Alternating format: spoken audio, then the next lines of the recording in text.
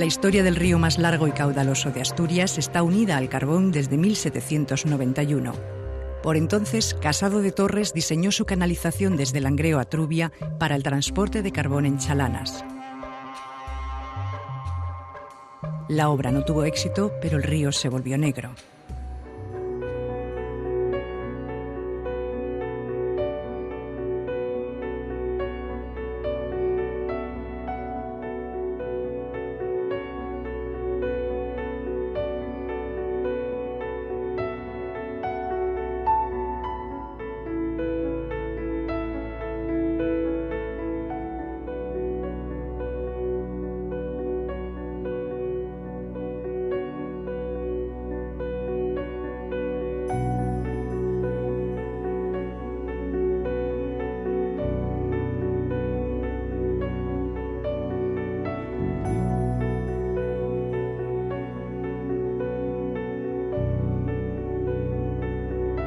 Langreo fue el primero de los municipios del valle en desarrollar industria e infraestructuras para dar salida al carbón por vía marítima.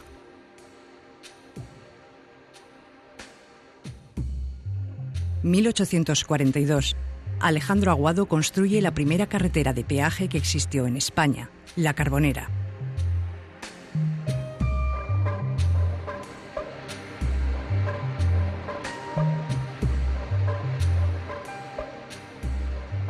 En 1852 se inaugura la primera línea de ferrocarril industrial del Estado. En 1859 se da fuego al primer horno alto de la fábrica de Don Pedro Duro. 16 años más tarde producía la tercera parte de hierro de España. Convertida en la Sociedad Metalúrgica Duro Felguera tras unirse a la Unión Hullera por iniciativa en 1900 del ingeniero Luis Adaro, fue la principal productora de Asturias. 1960 obtiene 2 millones de toneladas de productos siderúrgicos.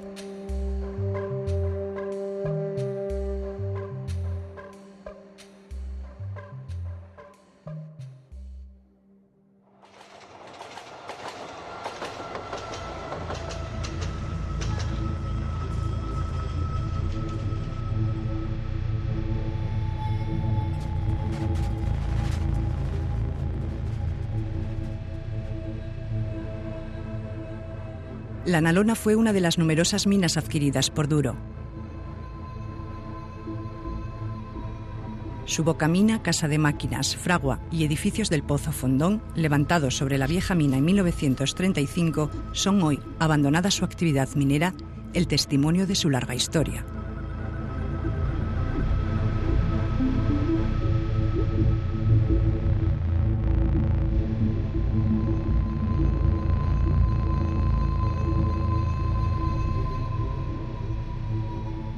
En la ciudad industrial de Valnalón, erigida sobre los terrenos donde nació el desarrollismo industrial de esta cuenca, se ubican las oficinas de la actual compañía Duro y se conservan las torres refrigerantes, naves y maquinaria de esta vieja sociedad.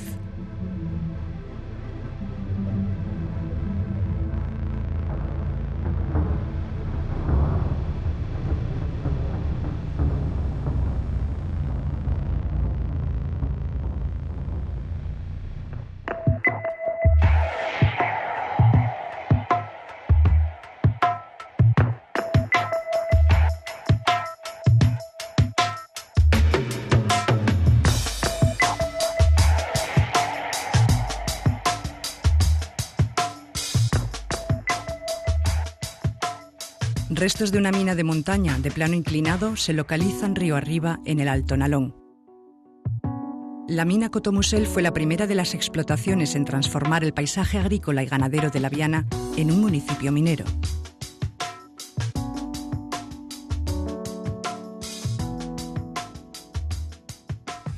En San Martín del Rey Aurelio, el Museo de la Minería reproduce el interior de una explotación minera. Muy próximo a él, el Pozo San Vicente. La evocación histórica de experiencias de autogestión en 1926 y hasta la Guerra Civil del Sindicato Obrero de los Mineros de Asturias, SOMA.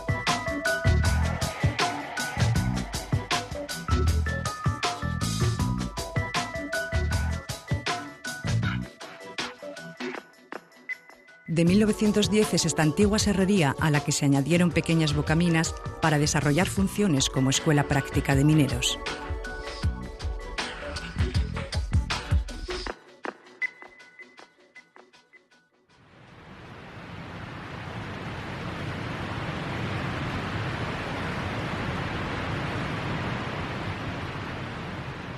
Sobre el río se hallan algunos de los mejores ejemplos de la arquitectura de hierro: Puente de la Maquinilla y Puente de los Ingleses de 1896, cuyas vías comunican con el Valle de Samuño.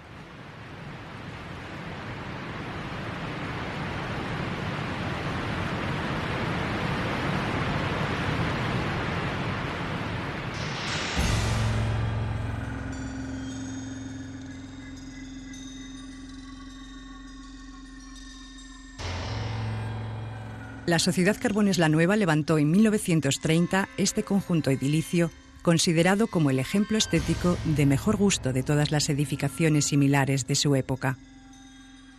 A los pináculos de zinc y las placas cerámicas de su sala de máquinas se suman otros elementos de interés, como esta imponente máquina extractora de Siemens.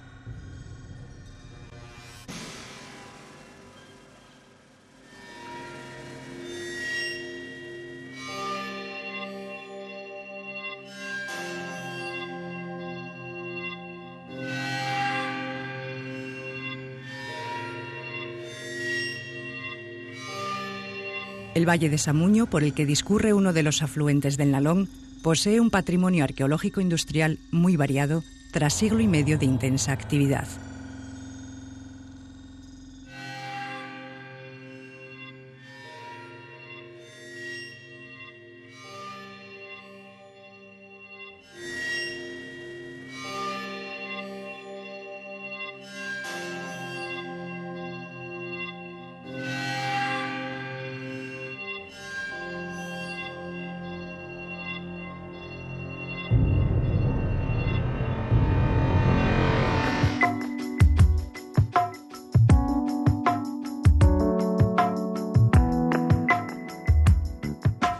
En 1843, la metalurgia para la destilación del mercurio levantó en Asturias sus primeras instalaciones en la ruta del río Caudal.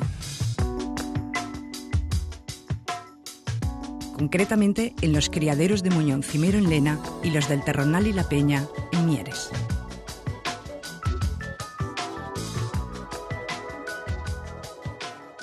Las empresas de capital regional, la Unión Asturiana y el Porvenir, tuvieron unos comienzos muy duros. Tras superar muchas penurias y enfermedades de sus obreros por impericia en el proceso de destilación, lograban en la década de los 60 el 5% de la producción mundial.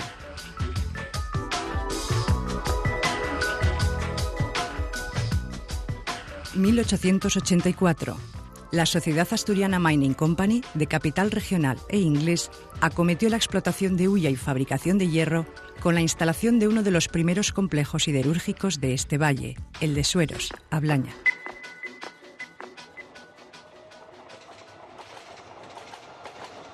Pero también a esta sociedad conocida por la anglo-asturiana se debe el estudio y la propuesta de construcción de lo que sería realidad 40 años más tarde: la línea de ferrocarril Puente Los Fierros-Oviedo, Gijón y Avilés.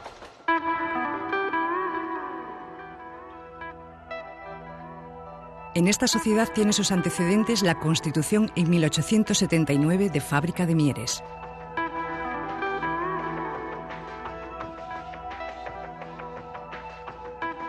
Los altos hornos de la fábrica de hierros de Mieres comenzaron produciendo 50.000 quintales anuales de hierro dúctil. En 1952, la producción alcanzaba las 50.000 toneladas. De uno de sus promotores, Numaguilú, se conserva el Panteón Familiar, único cementerio de protestantes de la región, construido en las inmediaciones de la antigua fábrica.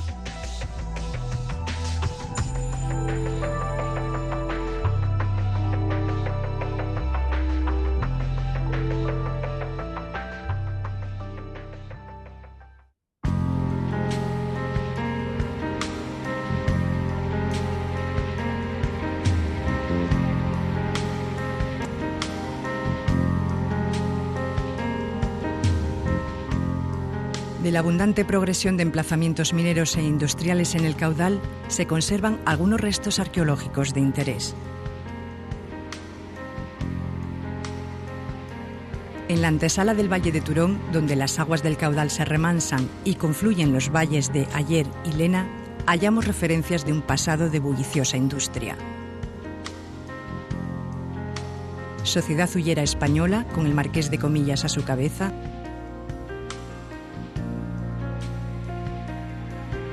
La Sociedad Industrial Asturiana, la SIA, del conde Tartiere. Ortiz Sobrinos, Eléctrica de Viesgo, Renfe y FEBE.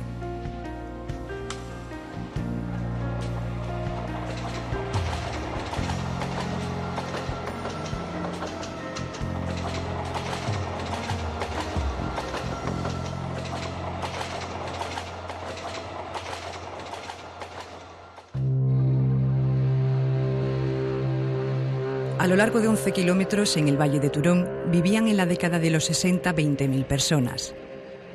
19 explotaciones abiertas en su superficie daban empleo a 6.000 mineros.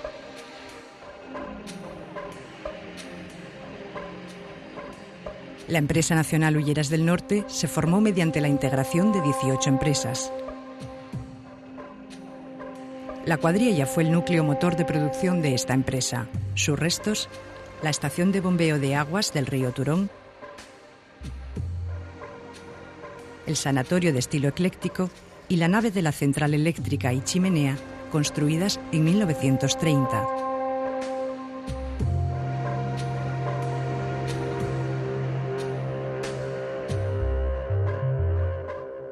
Precedidas de pequeños jardines, se conservan las viviendas unifamiliares conocidas como Casas de la Central, construidas por la empresa para técnicos cualificados. Otras casas de obreros y del capitalismo de la zona se localizan en Figaredo y Ujo. Las primeras 72 viviendas del tipo Casa de Escalera fueron entregadas por Hulleras del Norte a sus obreros en 1921. Incluían retrete, cocina bilbaína y 4 dormitorios, un lujo para la época.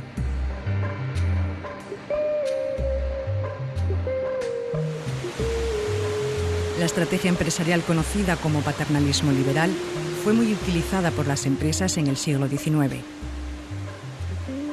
Ejemplo de su aplicación lo hallamos en Bustiello. Se trataba de mejorar las condiciones de vida del obrero ubicando vivienda y servicios a pie de pozo, lo que suponía abaratar costes y al tiempo disponer de mecanismos de control directo sobre la población.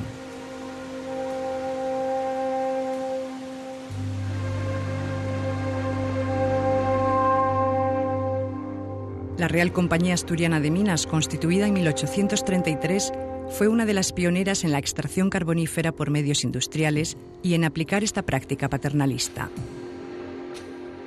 En Arnao abrió el primer pozo vertical de la región y levantó uno de los castilletes más singulares y diferente, aunque no el único, del modelo generalizado en las minas asturianas.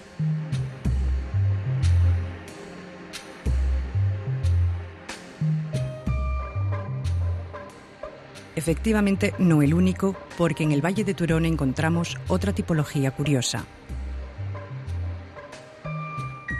De los años 20 es este castillete del Grupo Espinos, explotado por Hulleras del Turón desde 1906 hasta 1967. La ubicación del castillete sobre la misma boca del pozo y la colocación de la máquina extractora dentro de la garita sobre el mismo castillete le hacen caso único de la ingeniería minera.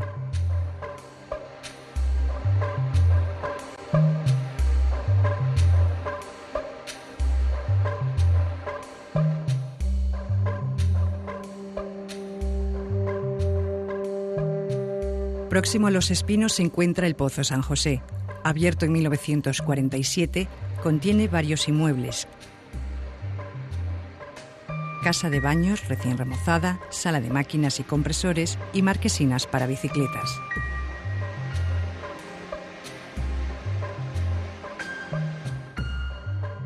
La Rabaldana, nombre popular por el que se conoce el Pozo Santa Bárbara, fue abierto en 1920 con 2 pozos de 115 metros de profundidad, sus respectivos castilletes y sala de compresores.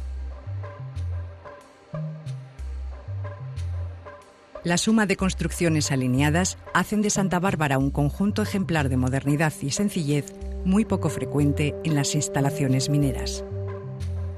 De hecho, es una de las edificaciones registradas en el documento de arquitectura industrial del movimiento moderno.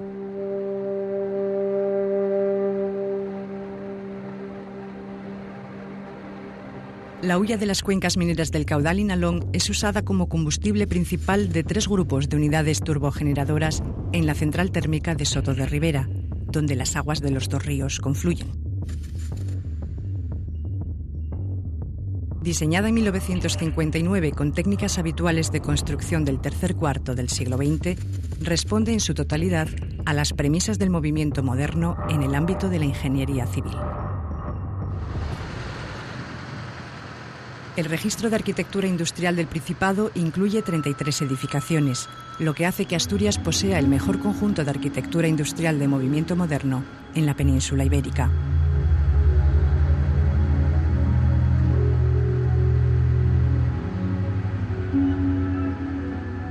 Algunos ejemplos se encuentran en las instalaciones de la Factoría de Aceralia en Avilés, con sus talleres de laminación, parque de bomberos y hornos de fosa.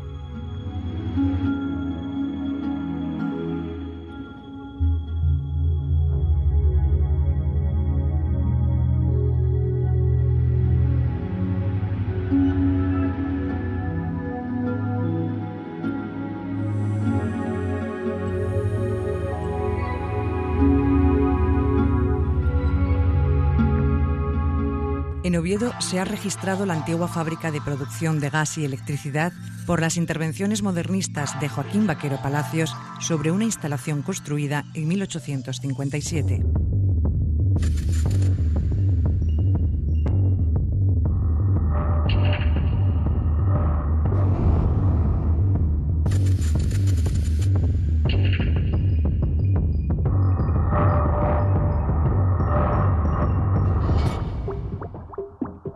Otro tipo de arquitectura industrial catalogada lo hallamos en otras rutas de agua.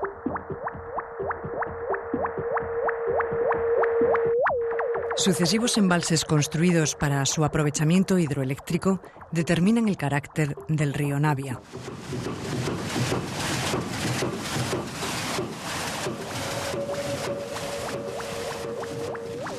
Vestigios de ferrerías, mazos y fraguas indican la fuerte presencia de la industria del hierro a lo largo de la Edad Media en el occidente asturiano.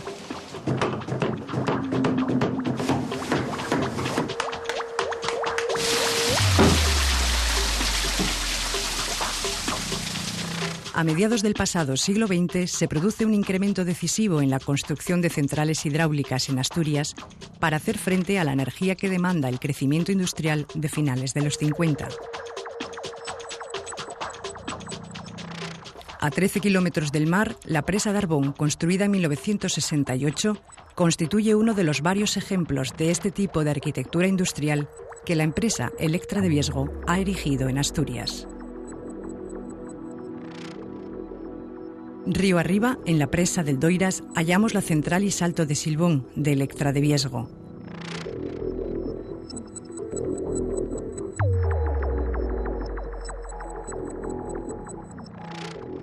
Una obra que el arquitecto Castelao finalizó en 1958 y que concibió como obra total o síntesis artística. La construcción de los muros de la central se realizó por un sistema análogo al tapial, de manera que los encofrados servían de andamio.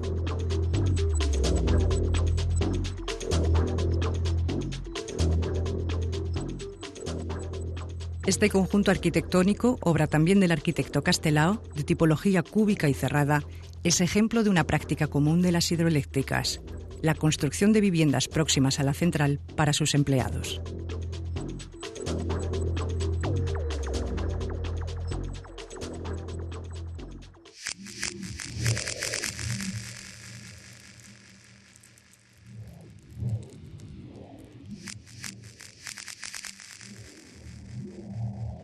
A 7 kilómetros de Grandas de Salime, la central hidroeléctrica de Salime de Joaquín Vaquero Palacios, fechada en 1954, se nos presenta grandiosa.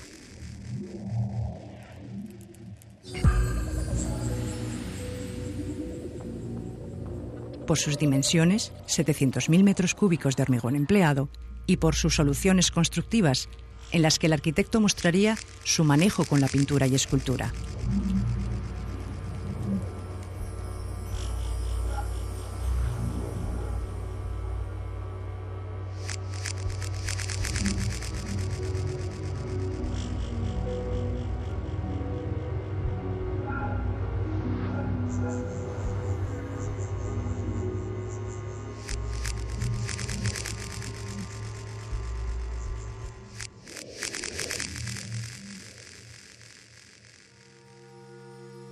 Fuera de esta ruta, en el concejo de Proaza, hallamos un nuevo ejemplo de síntesis artística. El arquitecto Joaquín Vaquero Palacios buscó en 1964 una solución de fachadas para esta central en la imitación de las paredes rocosas que la circundan. La estructura portante de hormigón armado reviste totalmente el edificio con piezas laminares prefabricadas in situ. Vaquero Palacios cuidó hasta el límite todos y cada uno de los detalles de esta magnífica obra.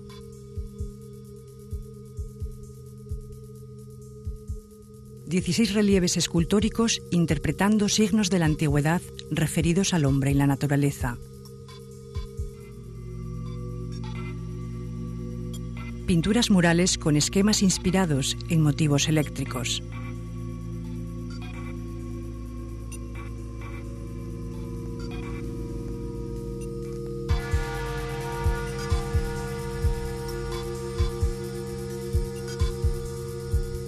Plantas de diferentes usos definidas por un lenguaje colorista específico y múltiples diseños.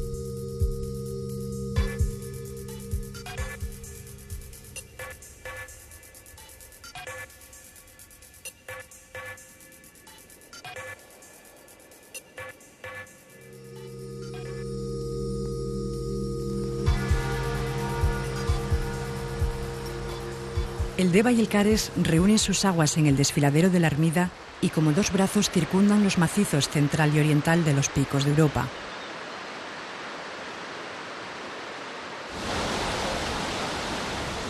Para aprovecharse de la espectacularidad de la caída de sus aguas, la intervención industrial no perdió la oportunidad de instalarse en este paraje.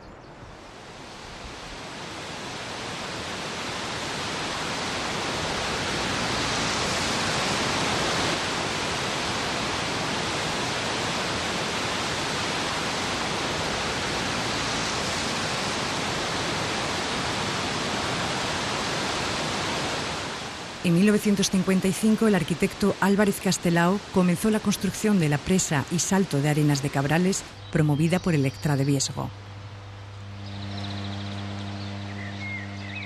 El hormigón visto, el gres ocre rojizo y el ladrillo o la piedra caliza han sido los materiales empleados.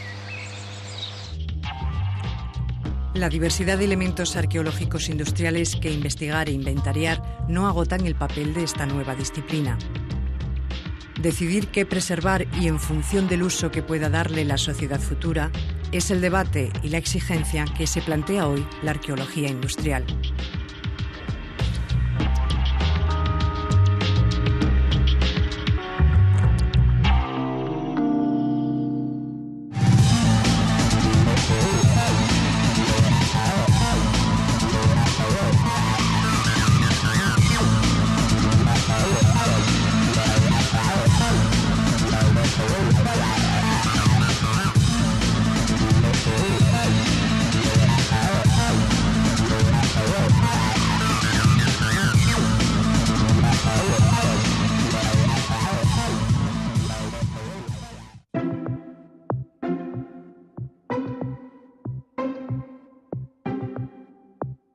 Hola otra vez. Acaban de ver Arqueología Industrial, la memoria de los ríos. Les recuerdo que están con nosotros Natalia Tielbe, Aladino Fernández, Juan Carlos de la Madrid y Víctor García Oviedo. Con ellos hablaremos del patrimonio arquitectónico asturiano que han dejado 2 siglos de profusa industria moderna, de su valor histórico y de qué usos puede dársele o ya se le está dando. La primera pregunta es muy concisa y es para todos. ¿Cómo definiríais a la arqueología industrial? Y antes de que contestéis, sí quería hacer una observación, y es que en el 76 se dio una definición clásica de arqueología industrial y coincide también con el año en el que se funda el país. Desde entonces, si uno entra en el buscador del país, observa que solo en 116 ocasiones se utiliza la expresión arqueología industrial. Lo digo simplemente como dato, pues no sé si anecdótico, pero que puede resultar sintomático. Y ya que te estoy mirando, pues tú misma, Natalia. Bueno, entraré a decir que responder a una pregunta como esa, que en principio puede parecer muy sencilla, que es arqueología industrial, en realidad es enormemente compleja, porque es un tema sobre el que se ha hablado, discutido muchísimo, se ha generado mucha literatura al respecto, se han organizado congresos, jornadas, un gran número de debates a nivel nacional, internacional en los últimos años, pero sí que puedo apuntar algunas cuestiones que seguramente entre todos nos ayudarán a aclarar un poco lo que hemos de entender por arqueología industrial, que es, por otra parte, decirlo, y como seguramente mis compañeros también compartirán conmigo, un concepto que muchas veces tiende a confundirse con el de patrimonio industrial cuando no son la misma cosa.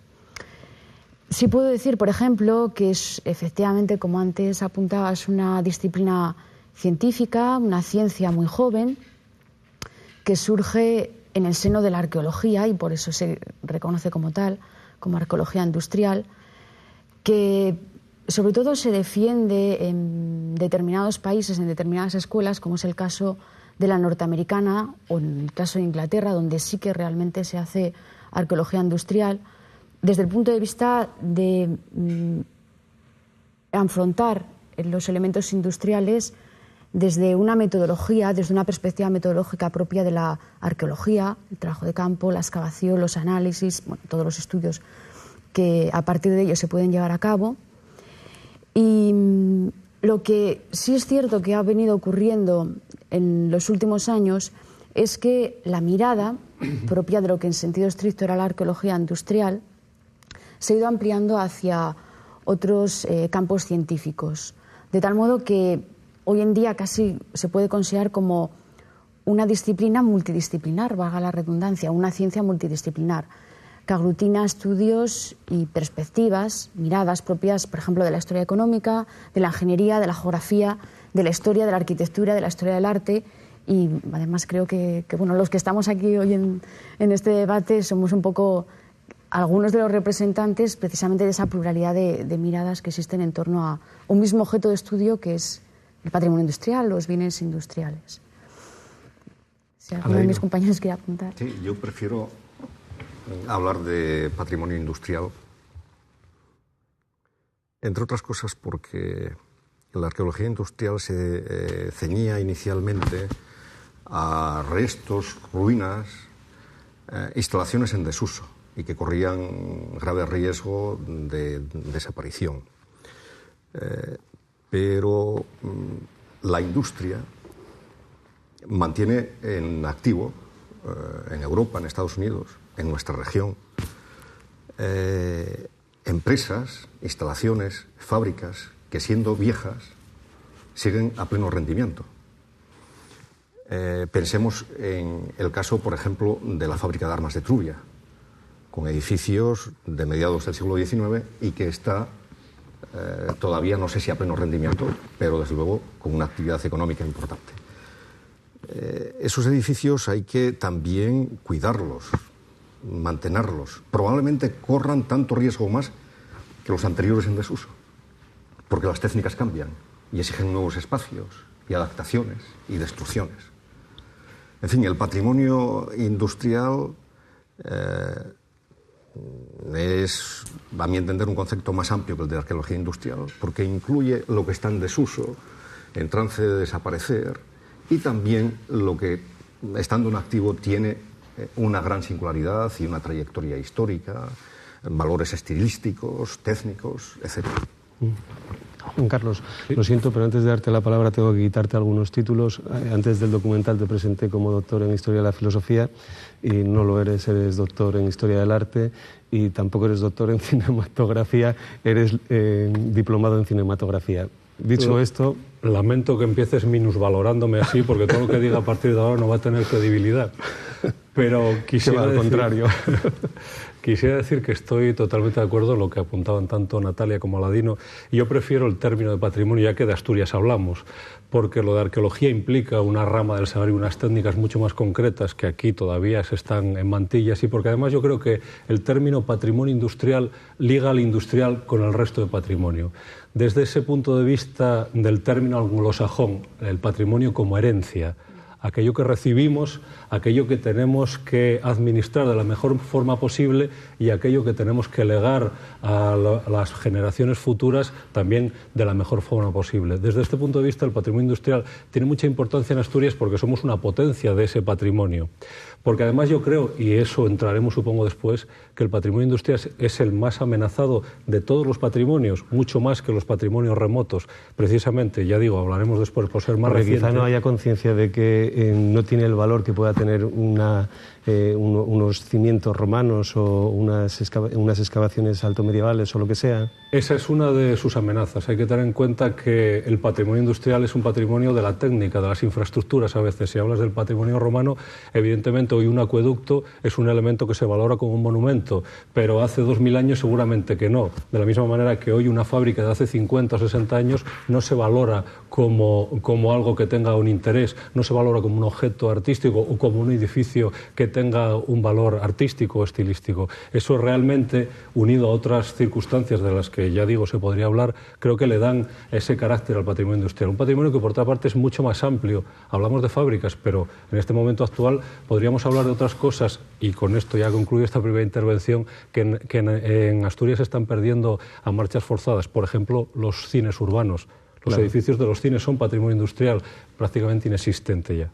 No eres doctor en Historia de la Filosofía, pero te defiendes muy bien. Gracias. Víctor, arquitecto, dinos...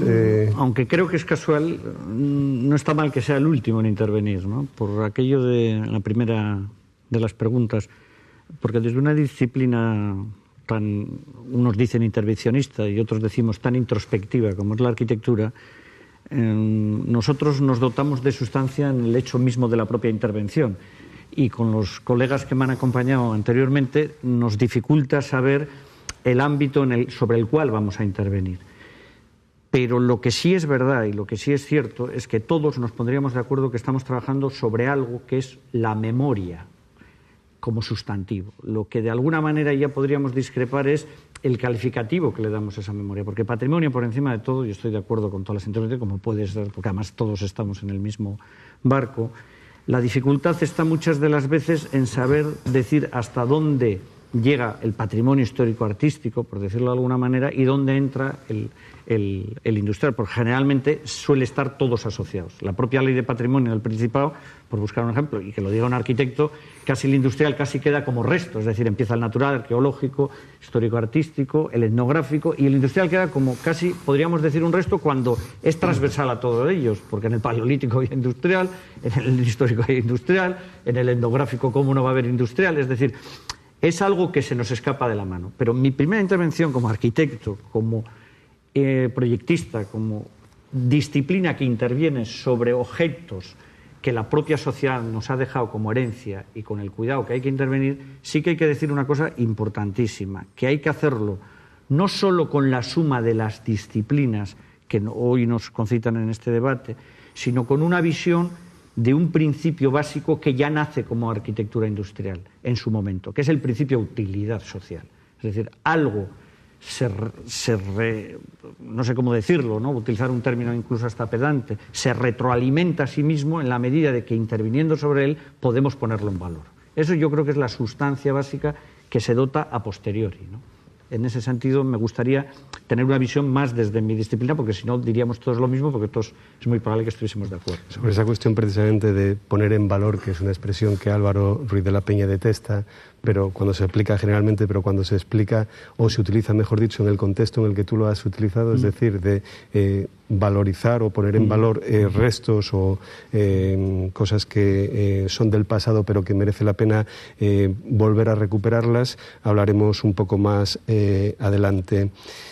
Si no queréis añadir nada, yo os hago directamente otra pregunta y sobre todo a mí me interesa, y creo que a los espectadores también, saber qué criterios determinan que una determinada instalación, una determinada pieza se incorpore al catálogo o resulte catalogable, y más aún quizás haya que preguntarse antes si existe un catálogo de la arqueología industrial, quién lo promueve, qué validez tiene, es homologable o tiene algún tipo de homologación, etcétera.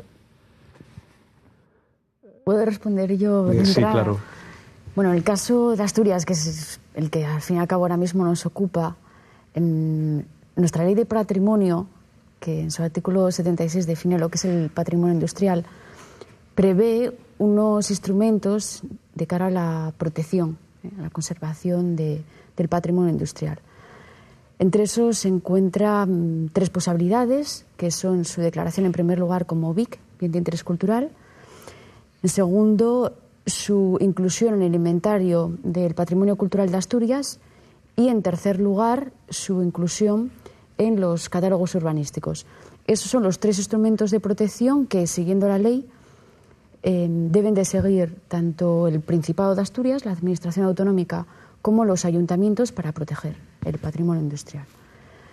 ¿Qué ocurre en este momento? Lo que ocurre es que tenemos un inventario de patrimonio industrial que, como Aladino todos, pero Aladino específicamente conoce perfectamente, se llevó a cabo a instancias del Departamento de Geografía de la Universidad de Oviedo, que ahora mismo está ya en sí mismo obsoleto, porque muchos de los elementos que se incluyen en él han desaparecido, la realidad ha ido cambiando y además es necesario revisarlo, reactualizarlo con una metodología, en mi opinión, más acorde con los nuevos momentos, donde se ha evolucionado mucho los estudios en este campo de arqueología industrial.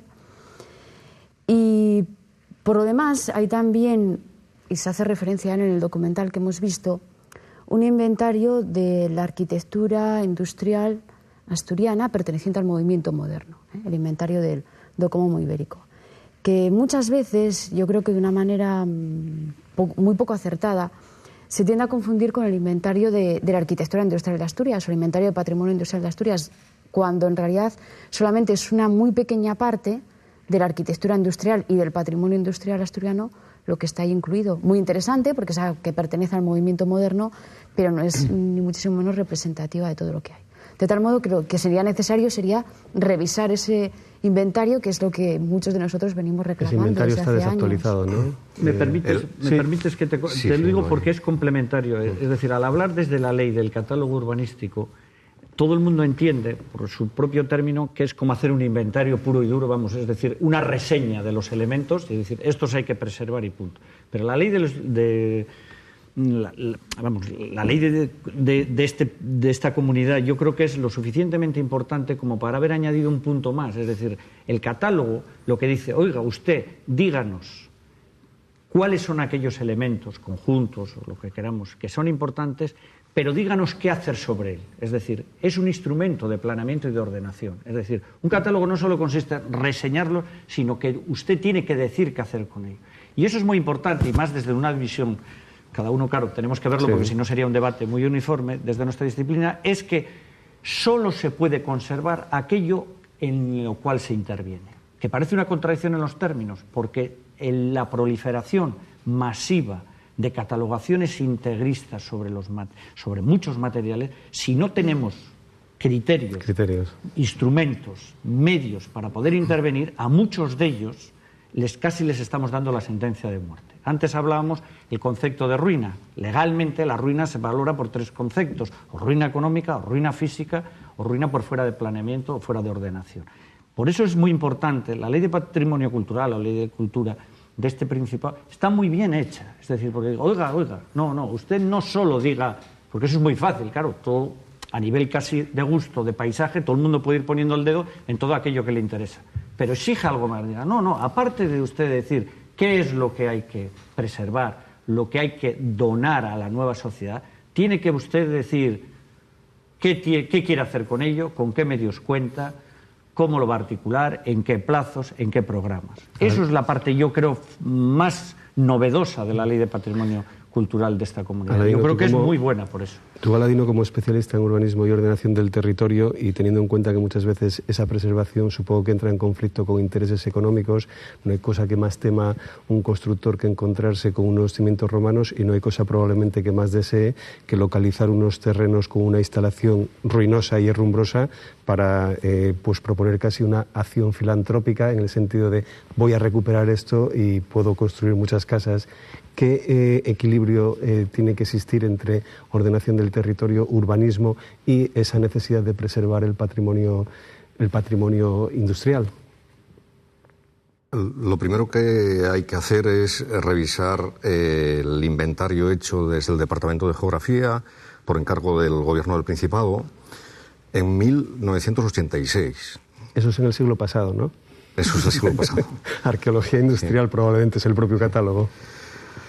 Y lo que tenemos que hacer es análisis y valoraciones con criterios. El criterio de la antigüedad, el criterio de la técnica, el valor técnico, los valores estilísticos. Los especialistas en historia del arte y la arquitectura, desde luego, son fundamentales para hacer esta clase de análisis y actuar en consecuencia. Probablemente, pese a las destrucciones masivas en algunas ciudades, como por ejemplo en Gijón, Asturias tenga todavía un patrimonio excesivamente extenso para poder mantenerlo sin más, por función cultural, técnica o valor histórico o artístico. Probablemente haya que hacer, sobre la base de esa nueva catalogación, una selección. ¿Quieres decir que hay que destruir? Y no poner los bueyes por delante del carro, porque por lo general en lo que se dice esto vamos a mantenerlo, no es porque se haya hecho el análisis objetivo y la valoración consiguiente, sino porque puede haber presiones de carácter social o vecinal o políticas, ¿no? Y se toman algunas decisiones que a uno le chocan. ¿Por qué esto sí y esto otro que tiene más valor no? ¿No? Y, por ejemplo, uno de los criterios básicos para establecer orden de prioridades es el del conjunto. Cuando hay conjunto, que muy bien podría ser conjunto histórico, porque la ley lo permite, las piezas menores no lo son tanto, porque forman parte de ese conjunto y tienen el valor añadido de estar en el conjunto. Por ejemplo, Arnao, por ejemplo, La Nueva en Langreo, por ejemplo, Bustiello en Mieres, Solvay en Siero. Esos son conjuntos fundamentales que como tales habría que preservar. Y me preguntas por los intereses económicos. Desgraciadamente, allí donde hay más dinamismo económico, hay menos posibilidades, y hubo desde la reconversión industrial, desde los años 80 hasta la actualidad, hubo menos posibilidades de conservar. Porque se necesita suelo, y se necesita reactivación y reindustrialización. Y esa reactivación y esa reindustrialización o la producción de viviendas se ha venido comiendo el patrimonio fundamentalmente de Gijón, la ciudad señera de la revolución industrial en Asturias. Pero todavía tenemos suerte, porque el patrimonio de las cuencas mineras se mantiene bastante bien y es inmenso. Paradójicamente hasta el de Oviedo, todavía con la fábrica de armas, San Claudio, ¿no? La de gas, que precisamente por las presiones de los vecinos se pudo mantener. Una estructura totalmente etérea. Sí. Pero las dos fábricas de armas, tanto la de Oviedo como la de Trubia, son valores objetivos inmensos.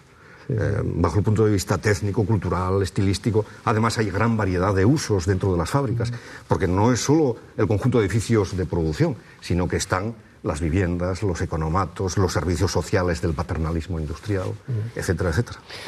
Me van a permitir, porque precisamente te voy a dar la palabra a ti, me van a permitir que les lea un breve fragmento de un artículo que escribió el año pasado precisamente Juan Carlos, y que dice, termina así: la térmica es un edificio único.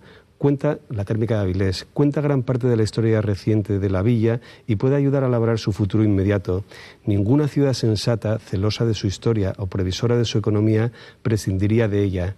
No nos podemos permitir el derribo de la vieja central térmica de Ensidesa. Pesaría para siempre sobre la conciencia de quienes blandieron la piqueta y de quienes estuviésemos mirando. Probablemente mientras estoy leyendo estas palabras aún esté en suspensión el polvo de los últimos muros que se están derribando de la central térmica. Esto lo escribiste hace un año y conecta con lo que acaba de decir Aladino de la fábrica de Solvay. Supongo que tienes algo que decir. Y varias cosas. Primero, que nos lo hemos permitido y se ha empezado a derribar la térmica. Por otro lado, yo creo que la térmica es una especie de retrato robot de eso que dejábamos al principio enunciado. El patrimonio industrial es el más amenazado de todos, por muchas razones. Hablamos de que las fábricas normalmente están en unas zonas ahora que son zonas de expansión de las ciudades, de crecimiento, las han engullido, con lo cual su mayor valor de cambio, digamos, ahora es el valor del suelo. Por otra parte, decías antes que no es una arquitectura valorada. No es una arquitectura valorada ni siquiera por quienes fueron sus usuarios, sus moradores, porque normalmente es una arquitectura del sufrimiento, de los que trabajaron allí, de los que no vivieron bien allí. Por otra parte, también la cercanía en el tiempo, el hecho de que sea una arquitectura técnica que decimos antes, todo este conjunto de valores y algunos más que podíamos decir, se juntan en el caso de la térmica. La térmica era un caso único como arquitectura técnica, era un caso único como vestigio además de una Avilés que fue primera plana durante años en España, de la Avilés del desarrollismo de los años 50. Y por otra parte eso une un poco a lo que se decía ahora. Yo me gustaría decir que hay otro valor más que tiene el patrimonio industrial. Yo soy historiador y quiero seguir siéndolo, y para eso necesito documentos.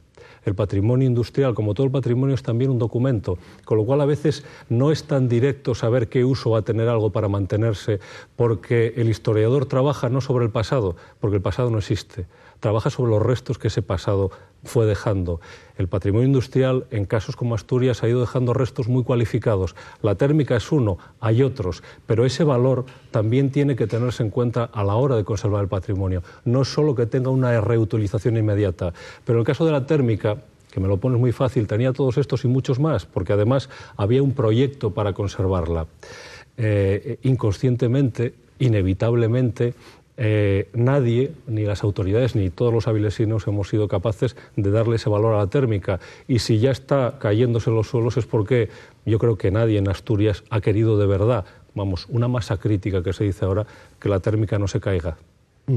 No, desde luego, los que somos de Avilés, y yo no hago bandera de la térmica ni nada por el estilo, pero sí que he oído en muchas ocasiones comentarios despectivos de para qué queremos este edificio, si realmente está estorbando, etcétera, que probablemente sea algo que pese de una manera permanente en todo lo que tiene que ver con la arqueología industrial. Víctor, tú eres el redactor de un proyecto de recuperación de la zona industrial del Pozo de Barredo. Esto lo menciono porque ¿qué utilidad más allá de la simple preservación de estos vestigios y su posible utilización en términos expositivos puede tener este tipo de instalaciones? Sobre todo pensando y para quitarles ciertas razones, supongo, a quienes dicen esto son simplemente unas herrumbres que hay que eliminar y quitar de delante cuanto antes. El patrimonio industrial, como el resto del patrimonio, su problema más gordo a la hora de conservarlo es encontrarle un uso a los tiempos actuales. Más allá, evidentemente, si es un monumento, se justifica por sí mismo. Es decir, la catedral, aunque no se hiciese nada dentro, por él mismo vale. Pero no es el caso. No podemos declarar todo catedrales. El mayor problema es encontrarle un uso que actualmente tenga un principio, y es reiterativo, obviamente, de utilidad social y que la gente entienda, coño, esto sirve para algo, por decirlo de alguna manera. Bien, eso pasa en todo el patrimonio. En el caso industrial, tiene un problema añadido, porque nace con voluntad de no perdurar. Es decir, es la idea de la máquina. La máquina nace como algo mejorable con lo anterior y cuando no funciona se tira y se va a lo siguiente. La prueba está que en el mundo del patrimonio o la arqueología industrial hay muy pocos ingenieros, porque un ingeniero, este discurso nuestro, le suena a chino.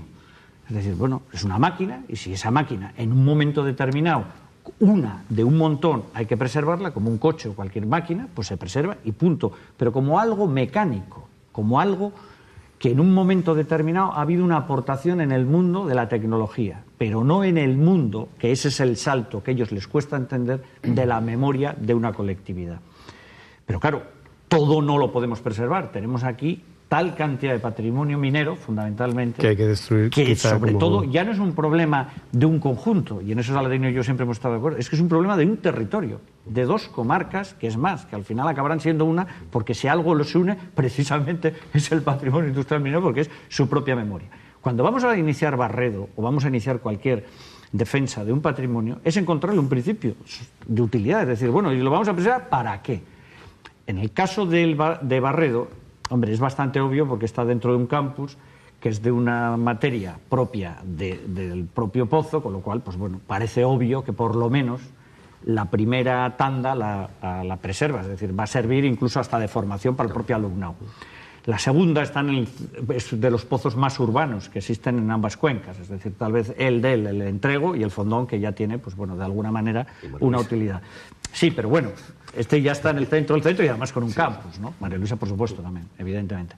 Entonces, ¿cuáles son los principios de utilidad? Pues evidentemente cuando te meten dentro de un campus, pues hombre, tienes como 8 de 10 puntos ya ganados, es decir, aunque solo sirva como de servicios del propio campus para alumnados y demás, pues es relativamente sencillo de vender algo que ya de origen está vendido. Es decir, perdona que me salga, pero barredo es fácil de defender. Lo difícil es vender, y en la lógica de Aladino, que es un poco un precursor de esto, es vender aquel patrimonio que, más allá de preservarlo, puede ser el principio de la recuperación de todo un territorio. Y esa es la clave de la cuestión. Es decir, no solo es un hándicap, sino que puede ayudar como acelerador de transformación en el ámbito de regeneración medioambiental y de puesta en valor. Ya sé que es un término que a mucha gente no le gusta, sí, pero bueno, es parte del argot. Pilar García Cuetos explicó perfectamente en uno de estos programas que tal como lo estás utilizando tú, lo estás utilizando perfectamente. Y en eso estamos siempre de acuerdo todos, patrimonialistas, arqueologistas y tal, que al final acaba siendo un problema de territorio. Iría más allá, es un problema de paisaje. Y hoy en día no hay posibilidades, y en esto Aladino ya digo que tiene escrito un montón, no hay posibilidades de regenerar un territorio sin contar con algo que por principio nos humaniza a todos, que es cómo ponemos en valor ese patrimonio, que es más, es el elemento, casi me atrevería a decir, cohesionador de todas las cuencas.